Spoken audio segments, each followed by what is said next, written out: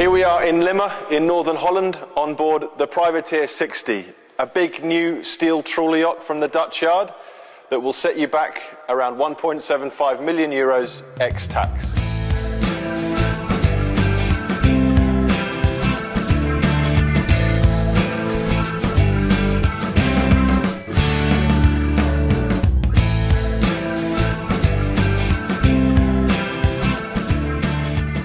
Here we are in the raised wheelhouse.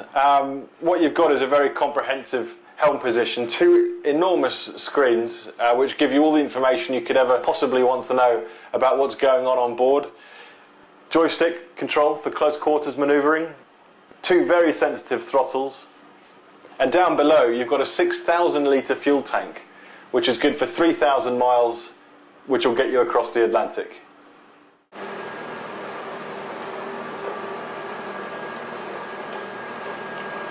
Now, despite its size and its 57 tonnes, the Privateer 60 is actually quite a nimble boat.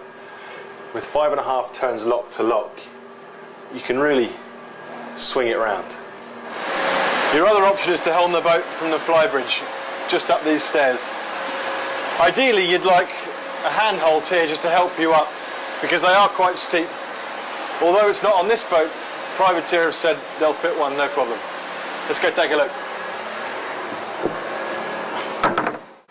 The upper helm really isn't the poorer relation, as is the case on many boats. All the features, buttons, screens and information downstairs is replicated upstairs.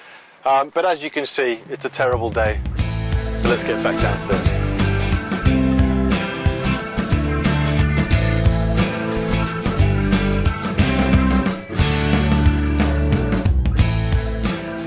So now you've seen what she can do out on the water, let's get on board and have a closer look around.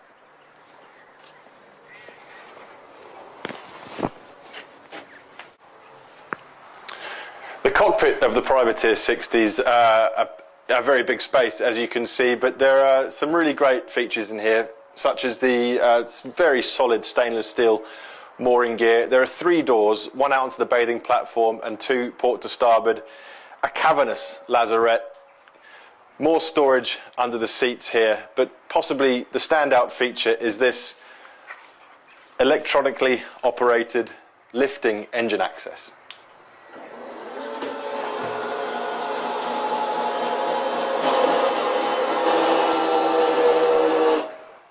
What we've got down here are two 210 horsepower John Deere diesels.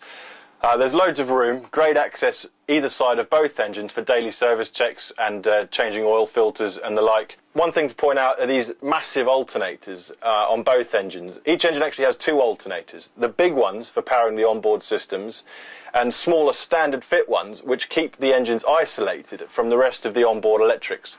So if you have a catastrophic electrical failure at sea, the engines will keep running, which is a great feature for the kind of blue water cruising this boat is designed for.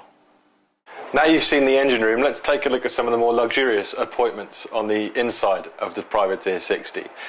What you get down here is a fairly standard trawler yacht layout with some U-shaped seating around a dining table and a U-shaped galley. But there's a few hidden surprises in here. Take a look at this table.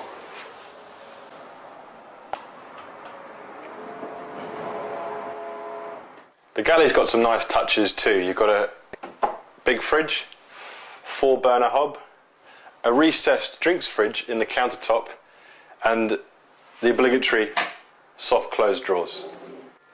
Forward of the raised wheelhouse is all the accommodation, which is accessed via this curving companionway.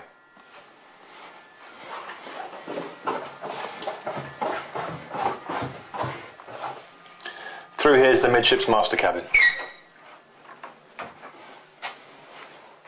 What you get in the master cabin is a very, very wide double berth, flat screen TV, loads of drawer storage, but there is lacking a little bit of hanging storage in here.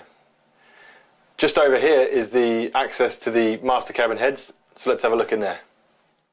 The master cabin heads is probably most notable for its massive shower and flush mounted shower head, which is also a really good size. You have an opening port, plenty of storage, and lots of countertop space.